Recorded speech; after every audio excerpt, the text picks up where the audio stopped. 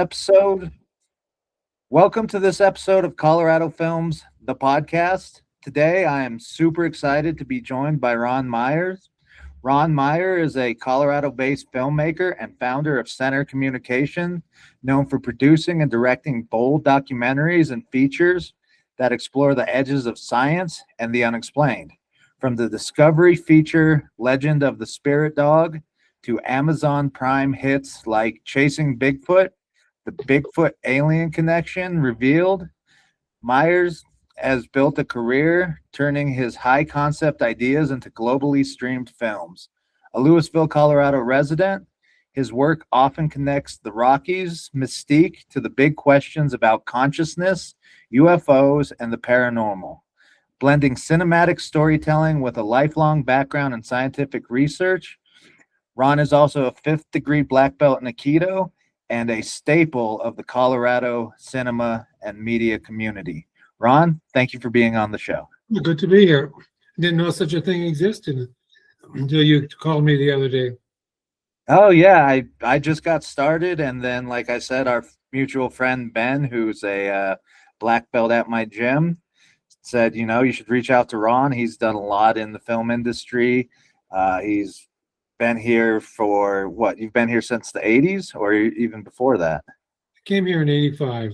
In 85, yeah. And you had a pretty big successful career in telecommunications. You want to tell us about that when, Colorado was a bigger telecommunications hub? So, I mean, you're talking about the cable industry, right? Yeah. Yeah. One of the reasons I came here, I'd been in public television for quite some time. And when I saw the cable was coming into existence, I thought it would destroy public television because they were going to take a lot of the same subjects. Discovery was basically showing a lot of the same things, arts and entertainment, same thing as public television. So I thought that it would kill public television, but it did not. It did. It's still here. Yeah.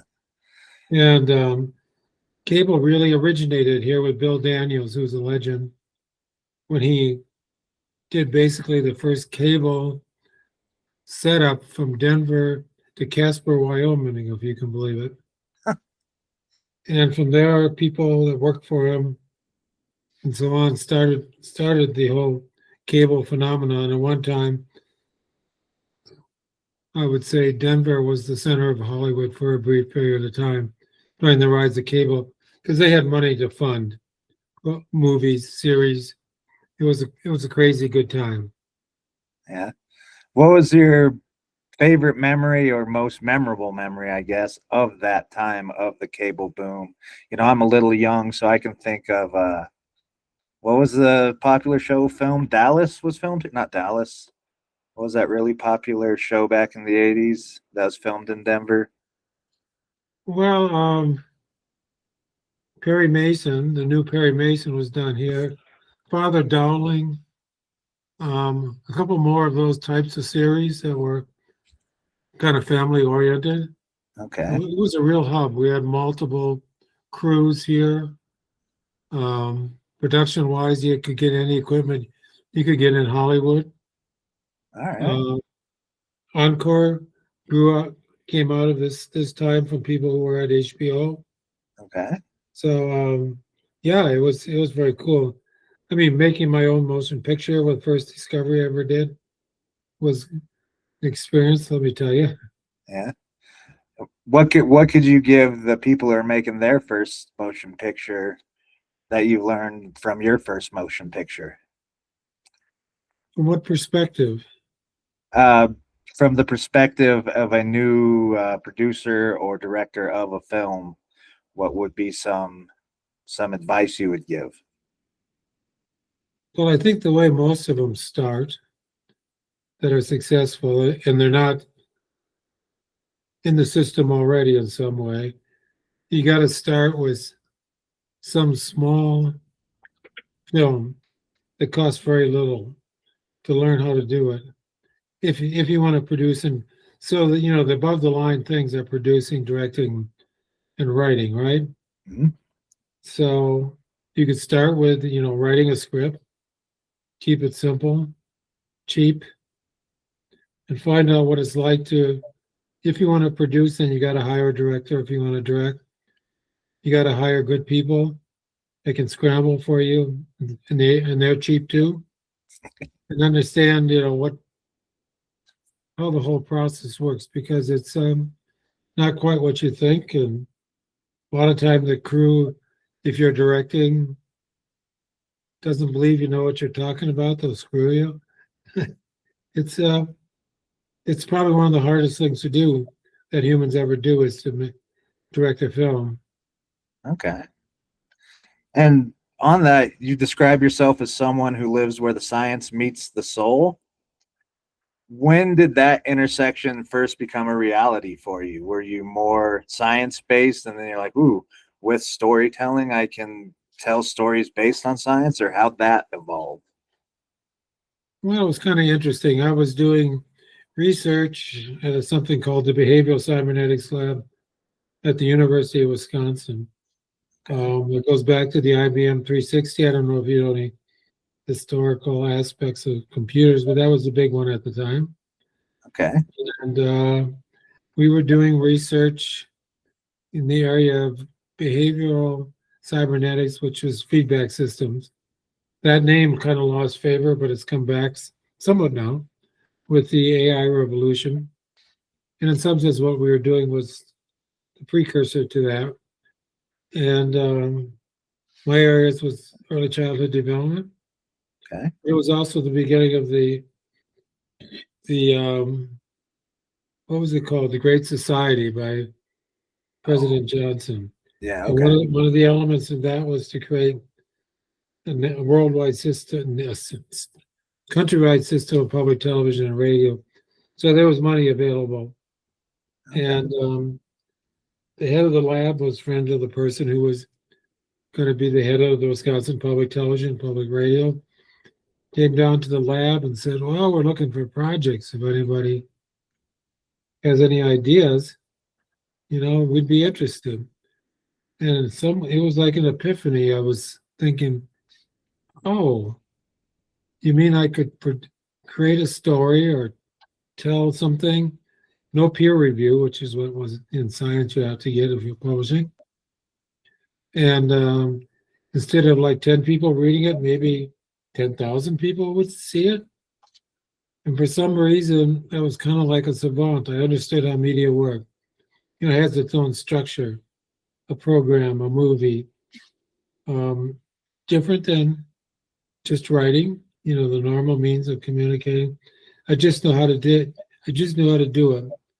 And I would say within 2 years, I had my own production company that was doing productions for Wisconsin Public Television. Nice. And so, like you said, you mentioned briefly, you are a peer-reviewed scientist, a paleontology contributor with a species named after you, and also a filmmaker exploring Bigfoot, UFO, and near-death experiences. Where do you personally draw the line between science and the mystical, or do you? No, there's no line. All right. Yeah, it's always the thing. What is it? Any science advanced enough, it appears to be magic or something. Isn't that the? I think Arthur C. Clarke said Yeah. that. Yeah. And so, what species have you had named after you? I can't even remember, but they're really old and they're weird. Nice.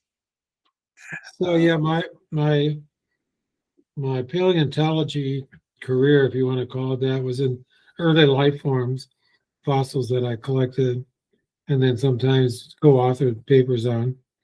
Okay. And this is when all life was still in the water. Okay. Right now, I got a kind of a story of my life doing that on in many platforms. It's on YouTube. Got 111,000 views or something like that. Wow. So that there are mostly fossils. You get the hard parts. Like dinosaur, you find bones, right? Yep. And some things like crabs have, a shell to them. A structure. The structural element is a carapace or something. And those are the things that preserve. But there's a lot of soft tissue. If you took away all your soft tissue, there wouldn't be much of you left. Just a Yeah. bunch of Yeah.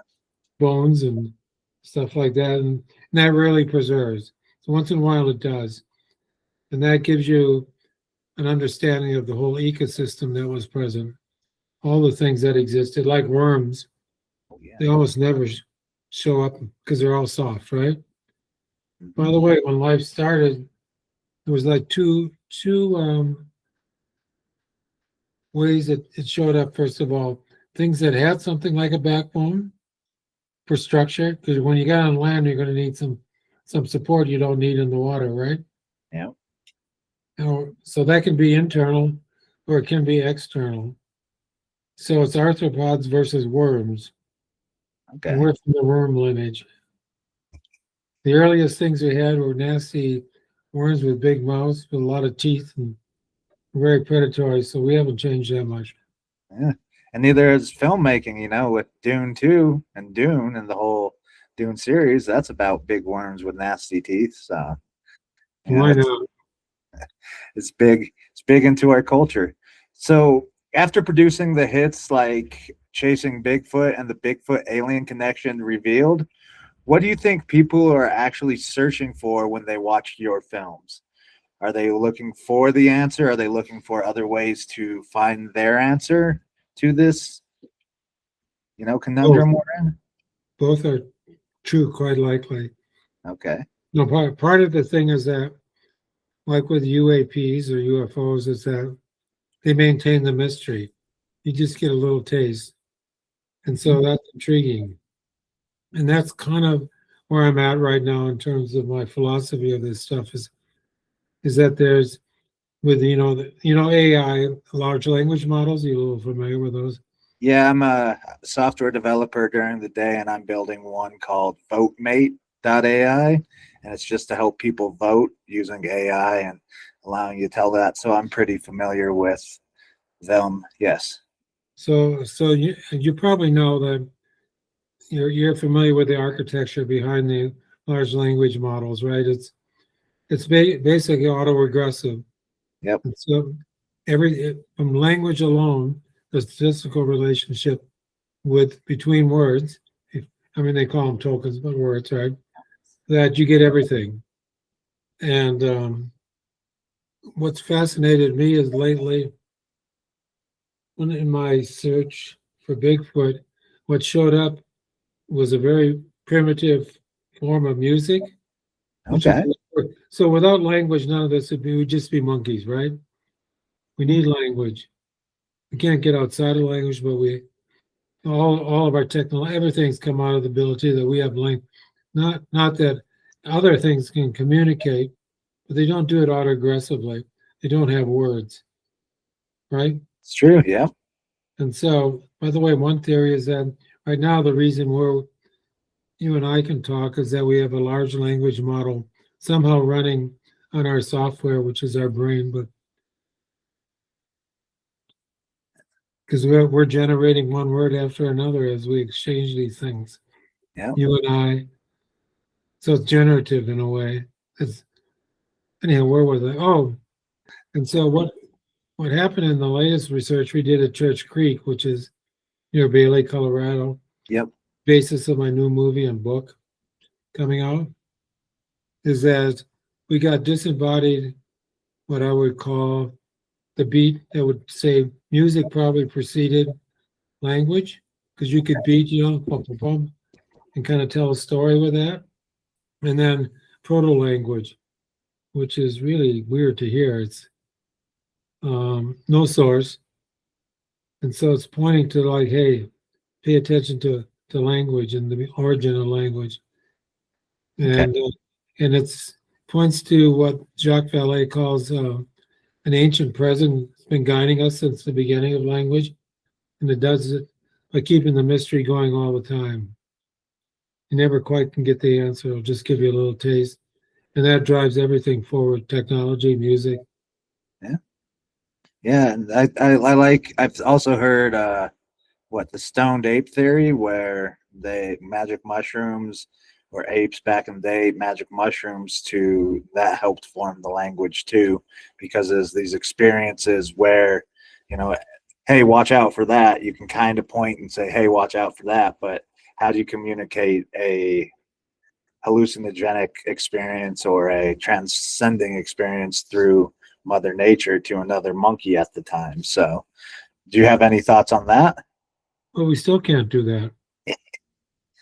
So no. All right. Hey, fair enough. Um, so you've categorized paranormal experiences across multiple projects. Have you ever found patterns that suggested structure behind the phenomenon? Like you were saying, you get a little taste, and we have a structure All, in our head, all but the time. All the time. It's a little taste. okay. For sure. Nice. I didn't recognize it until just what the pattern was until just in the last year and a half. Yeah. And what was there a moment you could tell us about in the last year and a half that really kind of solidified that pattern and that recognition? When I understood Jacques Vallée's theory of the ancient present guiding us Okay. to keeping the mystery. At one point, maybe coming up on 2 years, I was doing this investigation in Oklahoma, and we had done a protocol and so on. Nothing happened. And as we were leaving, something came crashing. These were deciduous trees. Hmm. They had a lot of leaves, about 2 stories high. Came crashing, horizontal to the ground for quite a while. Hmm. It's huge. It sounded, and then dropped straight down in front of two people, about 6 feet away, shook the ground. It was felt by the cameraman, who was at least 10 yards away. I heard just the beginning of it as I was lingering, and there was nothing to be found. And I said, I don't know what to make of that. That's something had levitated with weight and did all that, and I just didn't know. And then at that point, when I read Jacques Vallée's theory, heard about it, I said, "Oh, that's the point. He's keeping the mystery alive." Okay. And so then I did this whole new movie based on the protocol. And was that the same spot that they had the levitating rocks? Oh no, that was in Oklahoma. Oh, that was in Oklahoma. Okay. And okay.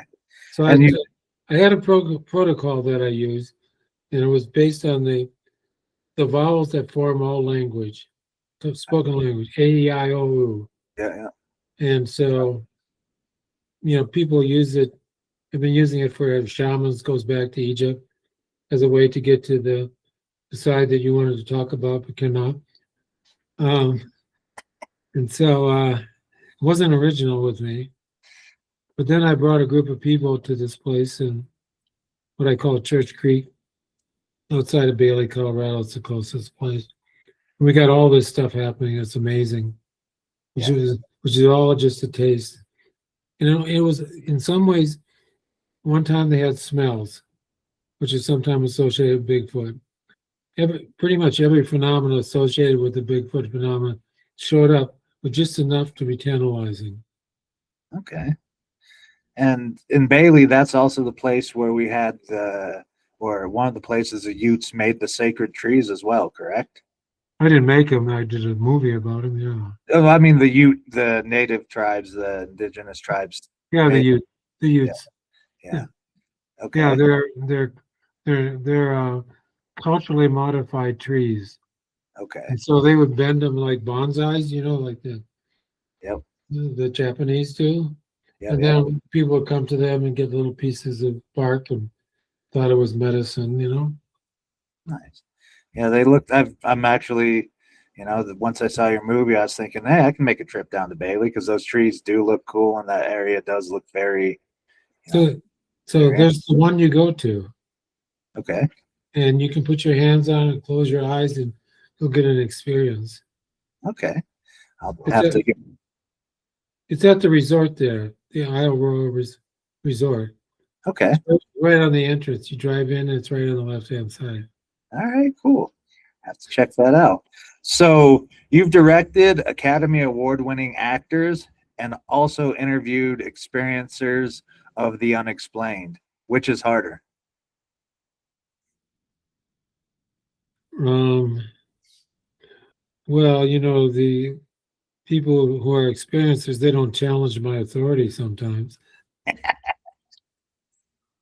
Yeah. And if they do challenge your authority, you're a fifth degree black belt in Aikido. So, Well, I just love them. I don't hit them. uh, No, and I mean, have you directed actors? I have not. I mean, the closest I've got to directing actors is this, where I ask them questions and let them do what they want. Huh. You So, directing me now? uh, I am not qualified to do that. So I'm just trying to ask some questions and learn about the man my friend said you have to talk to. So, there's to some extent, actors, because they want to know that you know what you're doing. And once that's established, it's fine. They'll take direction. Um, I mean, I've been directed a lot of actors, that are kind of well known from, B, a few A actors, and they're all really smart people, and they have a gravitas that's pretty interesting. Okay. That I used this one guy for a British guy for a host in a series I did on British literature, English literature, and we were running around, and his wife is a famous actress right now. I can't remember her name. So he's not quite as famous as her, but people like we went into Paul's coffee shop. Yep. You could see that people would feel something that this person is different. They didn't know what, because he wasn't that famous. He'd been in television series, so maybe somebody would recognize the face, but they got a quality that's kind of unique, usually. Okay. So the two I always wanted to direct, I did. One was Tippi Hedren from The Birds, Yeah. because I fell in love with her, as a young person. I was like, wow, she's so beautiful. Yeah. And the other was George Kennedy. So I Okay. thought he was a manly man, and they were both great to work with. Yeah. And with that, you've actually helped probably the most famous filmmakers in Colorado get their start. Uh, if you want to talk about that and your studio, or at least me. Matt and Trey, huh? Yep. So I mentioned to you Jerry Aronson, right? Yeah. He That's was right. So you. he was the guy, that was teaching these guys and gals in the film school there. He was a legendary Colorado film school professor, and he had a lot of successes. And he would send me employees when I needed them, which were always good and successful. But he's the one that said, uh, he knew they had a quality. They had done Cannibal, Yep. and so they wanted to parlay that into Hollywood, and they needed to create some really amusing, like Moses and the Burning Bush is the only one I remember, character skits that would show their ability to do what they actually ended up doing. And so they needed a place to do post production. And so Jerry said, go over and talk to me. And I don't remember, but they somehow or another, they must have talked me into it. So I said, you can work here, but you got to do it, because they didn't have any money, of course. You can do it in our edit suite at night, which they did. And besides Matt and Trey, there were other people. Robert Miratori, did you ever? Not off the top of my head now. He's a great lighting person, Okay. and Ian and Alex, married couple, was part of that team of Cannibal. Okay. Actually, it was Alex, it's the woman. It was her grandma that funded Cannibal. Okay. Nice. Uh, Yeah. and so we come to work in the morning, and the boys would stagger out because not only did they do their editing there, they slept there.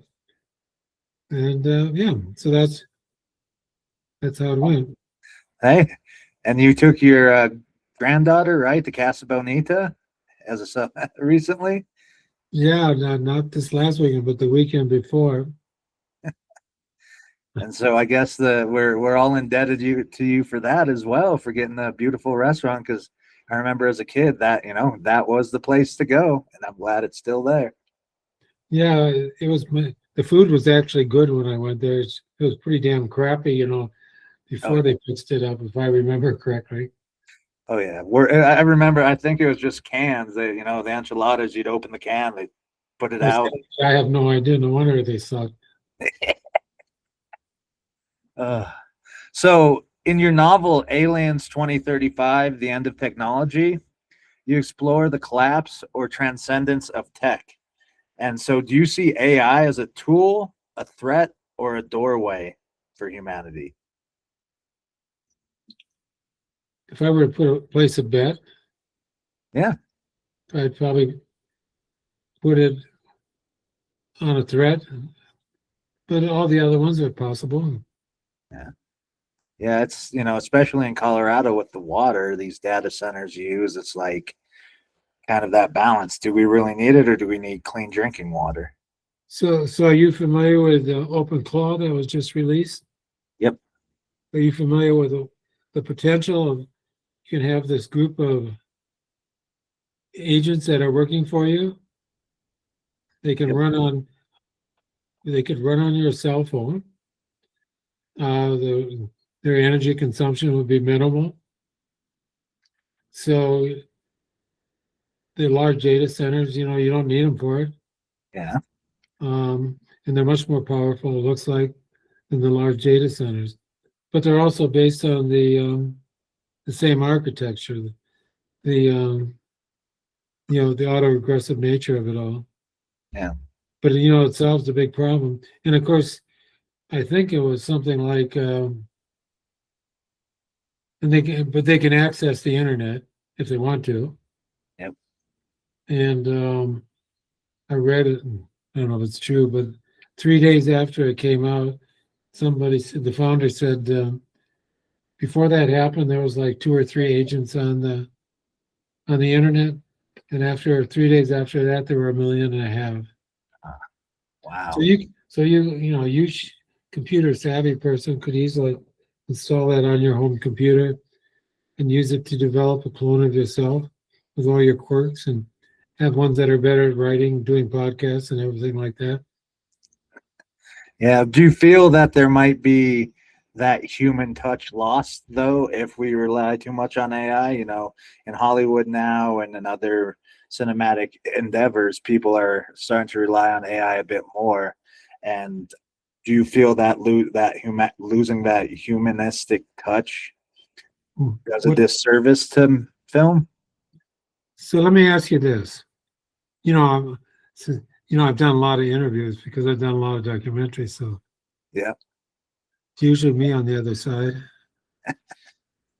Um, if I were to ask you, what is it that humans do that monkeys don't do? I mean, they cuddle their babies. What distinguishes the humans from, let's say, our closest, primate relatives? What's different? What do we do that they don't do? They love We, their, they love their babies. You can see that. And so some of them they love their mates. They help each other. They work in groups. But what distinguishes them?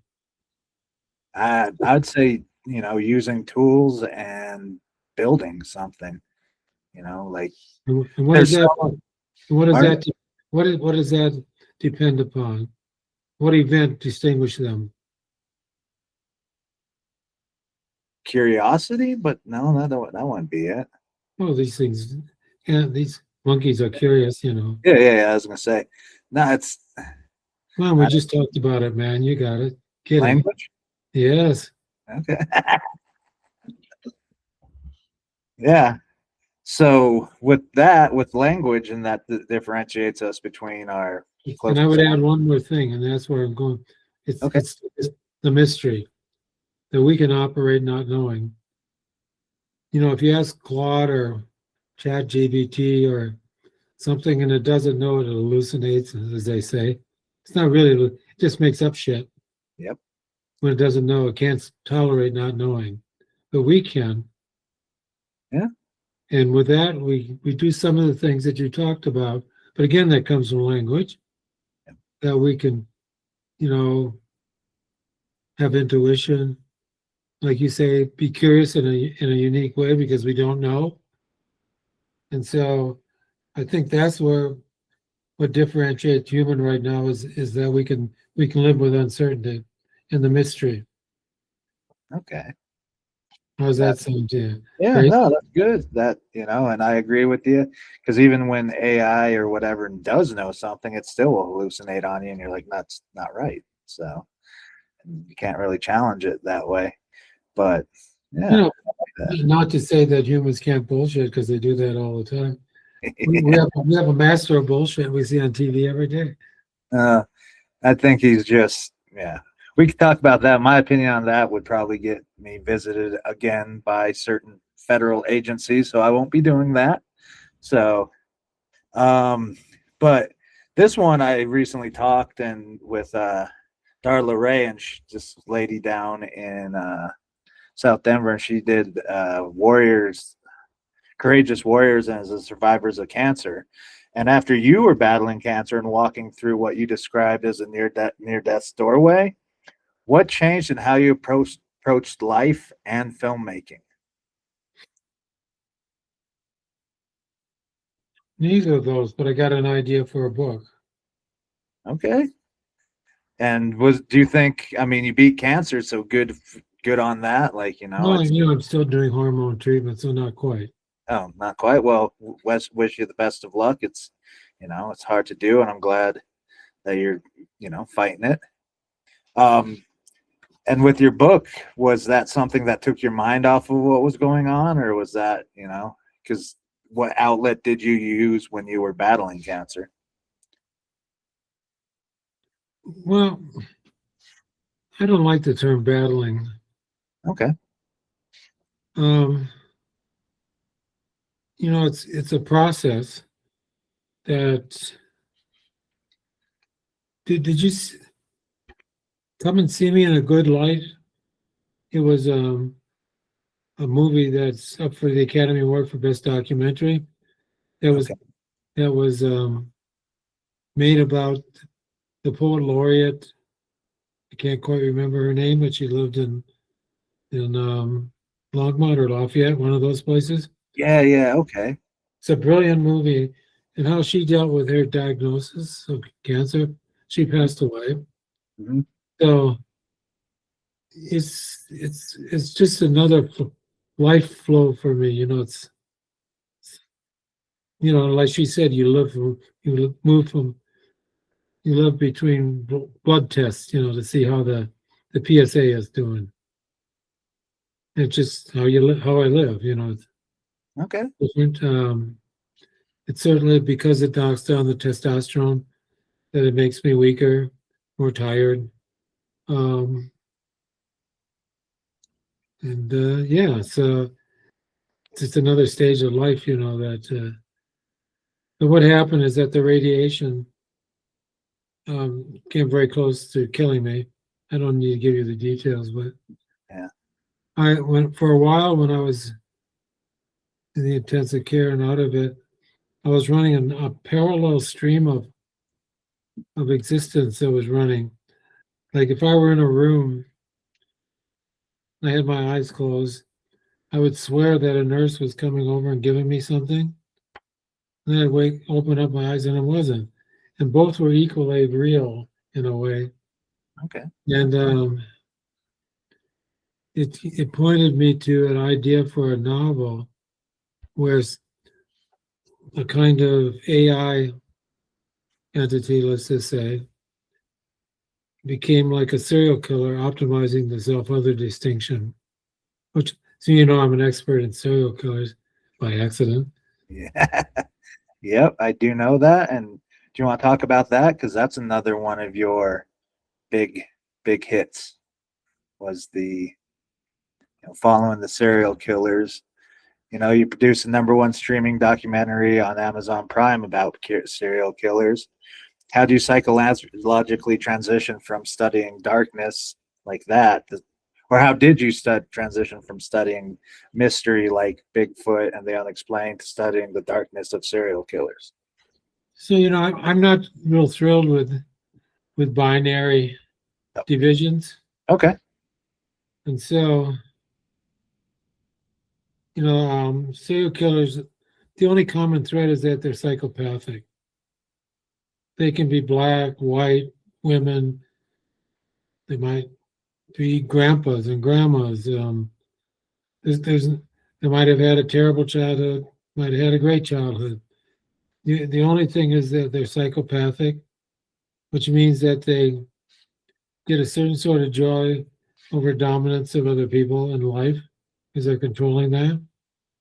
And, they're master manipulators. Interviewing a serial killer is useless because they'll just manipulate you. That's what they do. And often, not every psychopath, becomes a serial killer. Many go into corporations and rise up to the highest level because they can just step on anybody with impunity and not feel any guilt or pain or sorrow or need to forgive. But I think, all of us have a bit of that in us, some more than others. Yeah. And it's probably conserved evolutionary because you needed, when we were tribal people, Yep. the neighboring tribe could be a threat, and you'd need people who could go over and do that. I mean, if you looked at the Plains Indians, the horse Indians, they were kind of warrior culture, and they had people who could go kill with impunity because it was needed for the survival of the group. So I think there's a little bit of that in all of us. Okay. So that was my approach that I took. Yeah. I mean, the only serial killer I've ever interviewed was a gentleman when I was working in Amnesty International Australia, and he took part in the refugee camp massacres in Lebanon and in Palestine in the 80s. And the first thing he said, because he's trying to get refugee status in Australia, and the first thing he said is, "Why am I in jail here? I haven't killed anybody in a long time." And it's like, that's your answer right there. You took part in a massacre of people, man. Like, you have to be in jail. Like, you're not a good person. So, Yeah, I would say that you can't fix them. Yeah, they're not fixable. I don't know. Can I say this? You can't fix Trump. like I said, if I could tell you my opinions, I'd have a knock at my door. So Yeah. So I was hired. I was hired to produce a series on that early on. Hmm. And I didn't. People did not understand the phenomena at the time. The bad seed kind of thing prevailed, and there were some classic cases, and I kind of told that story. But eventually, I understood greater. I mean, everybody thought they were like Ted Bundy, white people that were male in their 30s, and something like that, and that was good enough. But of course, that's not true, like I just said. And so I had to do this. I needed to correct my misunderstandings, and so I did the one that was pre-COVID. It was in the summer when it came out, and done very well, made a lot of money for everybody. Yeah. Was there one experience that you haven't discussed that still puzzled you, either serial killer or just in your career? Or are you constantly puzzled by the work you do? All the time. All the time. And with that, what do you think about the current state of being puzzled, the Colorado film industry?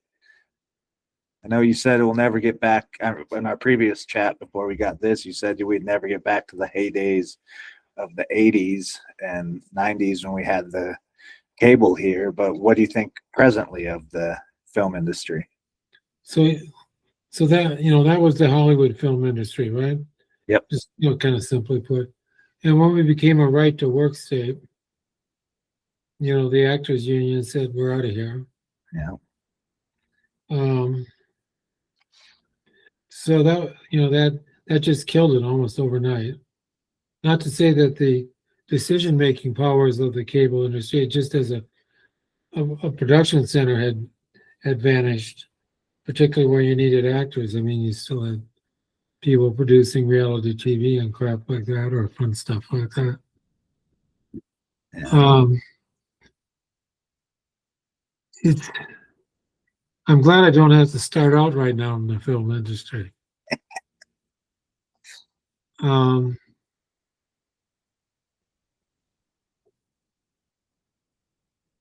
So, there was a Jerry Aronson here. Yep. He was instrumental in Tough on Kids. We could come and speak to his classes and talk about, but there were, let's say, you remember VHSs? Oh yeah.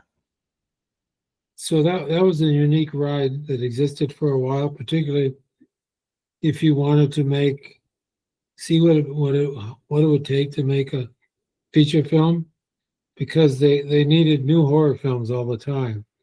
So if you think of their shelf, there's the horror film shelf, right? Yep. Yep. And so people like horror films, and it would take maybe, I don't know, making this up, maybe 2-3 weeks that every horror film that was there had been watched by people who wanted to watch horror films. So you needed new ones. You need a lot of them. And so there was a market that you could make any schlocky horror film if you can get it put together and find, some sort of, distributor, and they were you could even make some money. And so it was easy in a certain sense. The early days of cable, same thing. People were desperate for product, and they take a lot of schlock. My company was, the second leading supplier of programs to Discovery Communications next to the BBC.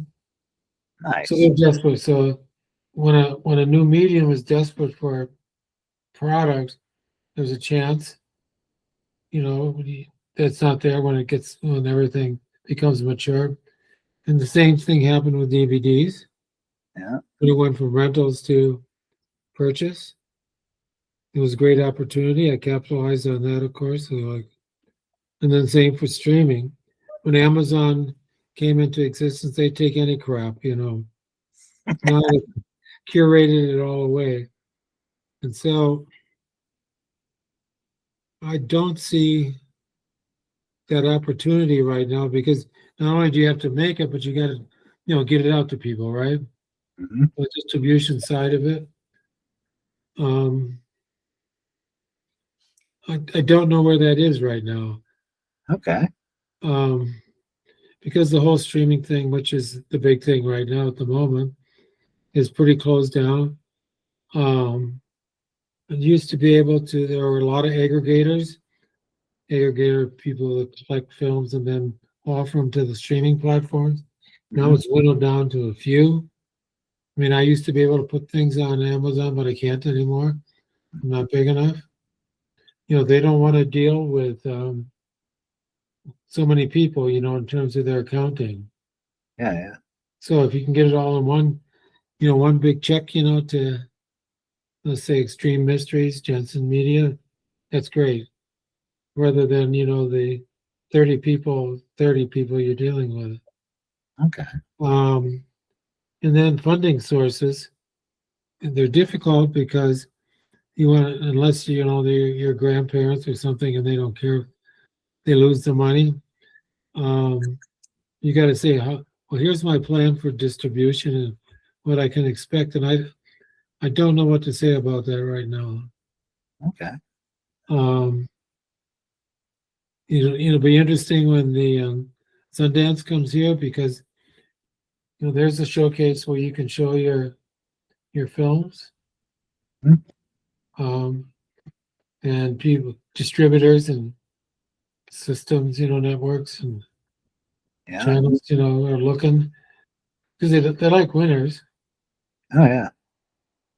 Um, for a while, you could have gone the route, which is what I did, is I became a distributor, and that allowed me to be a player in the business of cable, and after that Hollywood. So we're pretty big. I could have got the rights to the Marvel characters at one time, but I passed on it. My buddy and I were there. We thought, what the heck are you going to do with it? Only Superman with DC comic books had done anything. How's Yeah. that for a miss, huh? Hey, live and learn, I guess. If you invent a time machine, you can go back and be like, yeah, we'll do it. Well, you wouldn't be talking to me right now, then probably. Oh, hey, maybe I'd be lucky enough. Yeah. You'd still teach Ben some mean, dirty tricks that he tries to pull on me. So I never gave him the full treatment of what effortless power is. I gave it to him with punching only, Okay. um, but not the whole bag of tricks. Yeah. And I learned from this teacher, Peter Ralston, who's a weird dude, but he was the best fighter for a long time. Yeah. Nice. And what with effortless power, how does that also play into your filmmaking, or how does Aikido, because there has to be some bleed over from the discipline of Aikido and having to get that your effortless power, because like you said, you don't just learn it, someone doesn't say, hey, here you go. Like, you have to develop it. And so how does your, I guess, martial arts ability transcend into your filmmaking? And nobody ever asked me that before. Hmm. You know, it allows me to move into what a flow state is? Have you heard of it? I have. So it's something like that, which is allows pretty amazing situational awareness, because in fighting, that's as important as effortless power. In that aspect, I can shift into that and kind of respond better in the situations I find myself in, including doing interviews with people. Well, I hope it wasn't too much trouble, with me. Well, you're pretty well behaved. Well, thank you. So is there anything I haven't asked you? Because it's looking like we're pushing on time. Is there anything I haven't asked you that you would like to talk about? Any promotion that you want to do of yourself, or anything you want to talk about without, prompting, except for that, I guess? I don't know, probably not.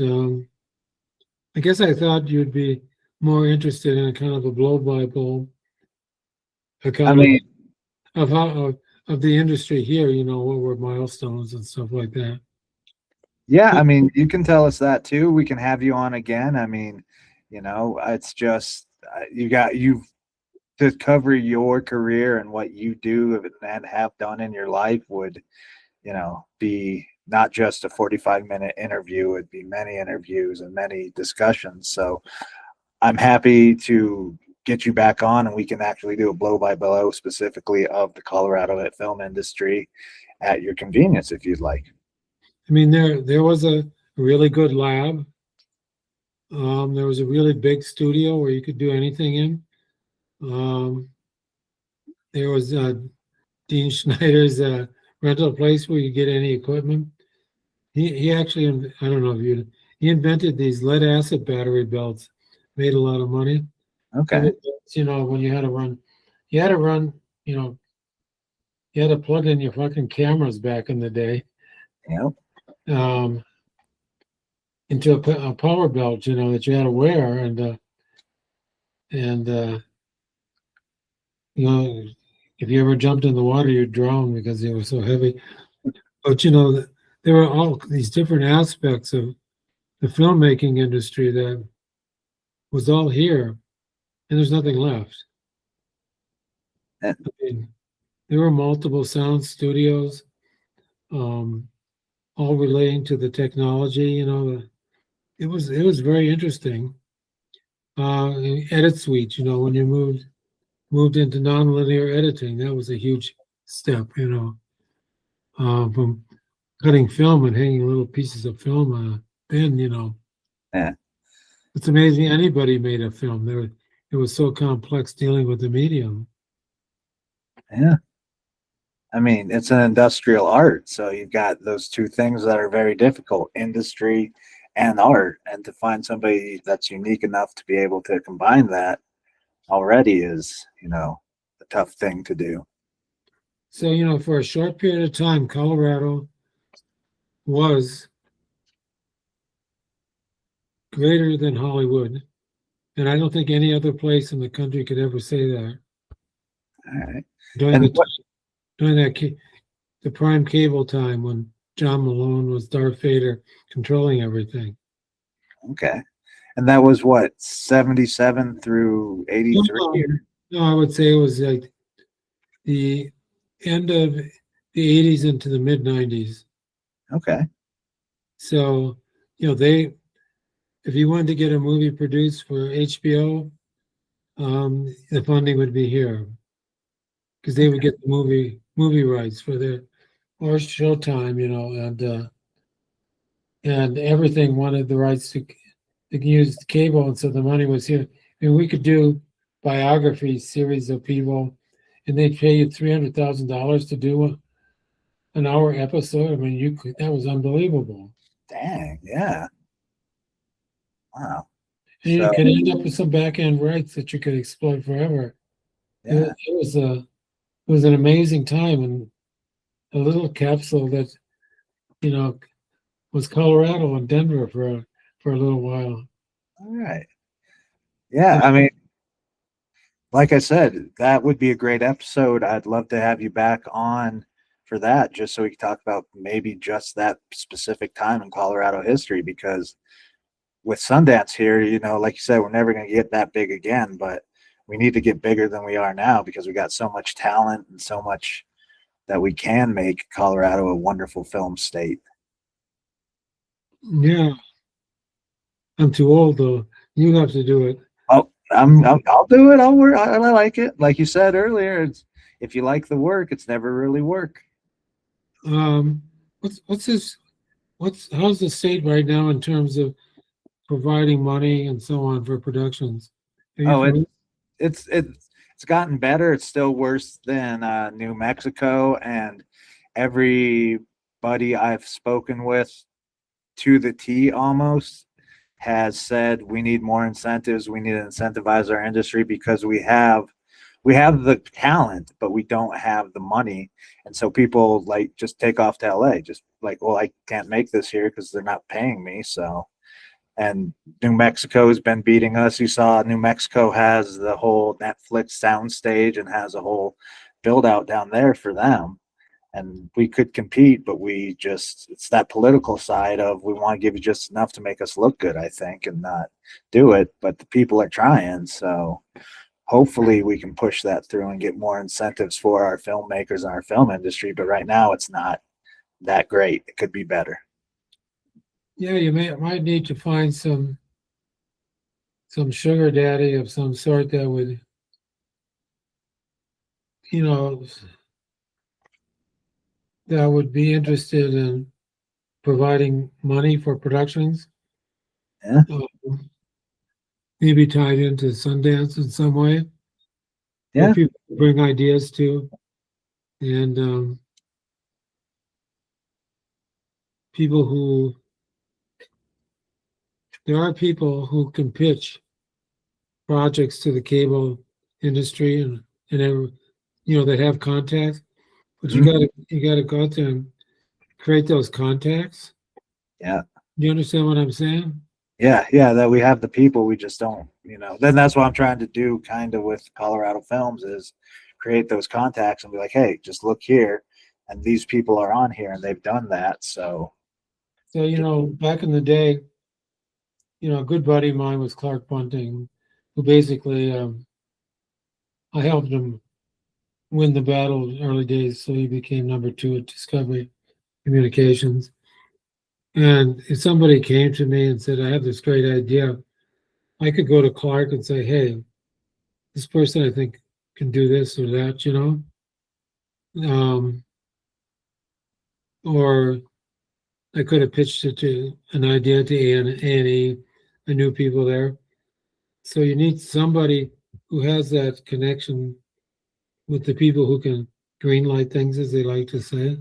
yeah. Like Clark once called me up and said, this is going to be big, Ron. It's going to be the biggest thing in cable television. Guess what it was? What? Manly men doing manly things. Did that become Dirty Jobs, or I've never actually heard of manly men doing manly things? Look at TV, all these things with men like, Oh, America. okay, yeah, the concept. I thought you meant an actual show. No, Okay, the actual concept of that was going to dominate, and it does. yeah, Almost all, there's so much TV. Of course, there's also, like womenly women doing women things like housewives and so on. okay, yeah, So there's nobody that I know here right now that has that connection. Should we just stay with Hollywood? I think you got to find somebody, train somebody, hire somebody from somewhere that can do that. That can be an intermediary for the people who want to make something and can pitch it to them to begin with. Are you following me? yeah, yeah. I hear what you're saying. Like, get Maybe you pitched should up. be there. Well, I'm trying. It's But do you have any contacts at any of the? No, now. you don't. So you got to I get those contacts. Yeah, like literally the reason why I'm doing ColoradoFilms.com is because I worked in South America with a director called Pino Solanas. He then became senator, and he did a lot of like third cinema, political documentaries and political films about the neoliberal government in Argentina. And they actually got him in a bad way. The president of Argentina at the time shot him, had his goons shoot him on the street. And I saw the power of film. I was like, holy cow, that's amazing. And then I looked up coloradofilms.com, and there was just a website for sale. So I bought that website, and I've been developing it as this since then. So that's how I started. And as much anything I can do to up the Colorado film industry, if I can become that intermediary to pitch people, then I would more than happily do it. Well, there still are markets where people show up. The Sundance Film Festival, you're going to have people there. Yeah.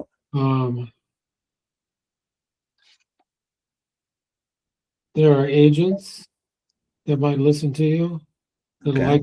that have people, but also you can take projects to. Okay. But the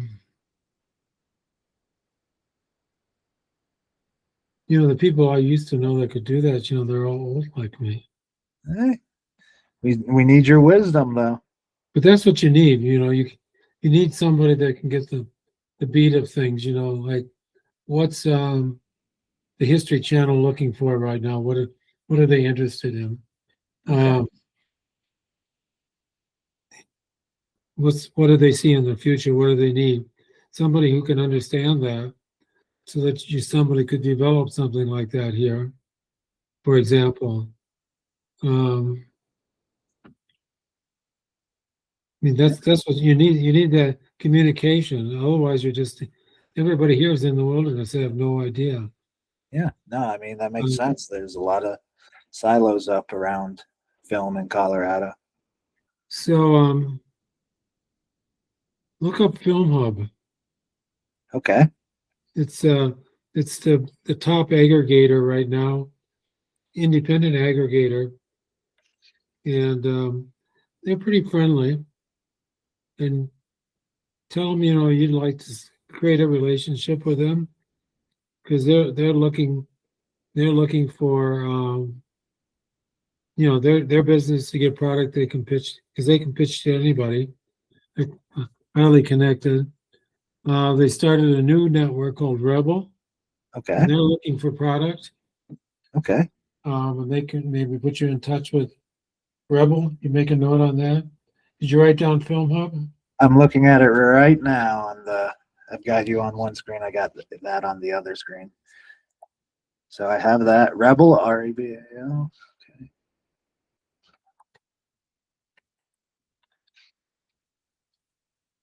Okay. Got that too. So, you should try and get a contact there that you can with these places. Maybe I can give you more, but that's just from my memory. Yeah. I mean, and I'll send you a thank you and follow-up email. So, no rush on that. Not that I know people there, but I know, especially Film Hub, because they seem to be a mover and shaker. And they're Okay. friendly. They'll talk to you. Okay. Yeah. Anyone I can talk to, I would love to talk to. So, If you want to put yourself in that position. Or hey. maybe you want to hire somebody, who's slick and cute. Cuter than me, at least. I mean, you can be slick, but I don't know about the cute part. Hey, story of my life. So, well, Ron, unless you have anything else to say, I truly appreciate this conversation. And like I said, anytime you want to come back on, maybe we'll have a discussion of the heyday of Colorado filmmaking, specifically in those eras and that time frame. So, like I said, or if you want to come back on and pitch anything that you've done, I will do my best to get it out and get it to people. So, All right, man. Talking I to you. appreciate your time today. To And who? yeah, maybe we'll have to get on the mat sometime and you can teach me some of that effortless power too, because I will need it in jiu-jitsu. You look like you need a good fall. Well, we'll see. You'll have to show me. Okay, take care. Thank you, Ron. Bye-bye.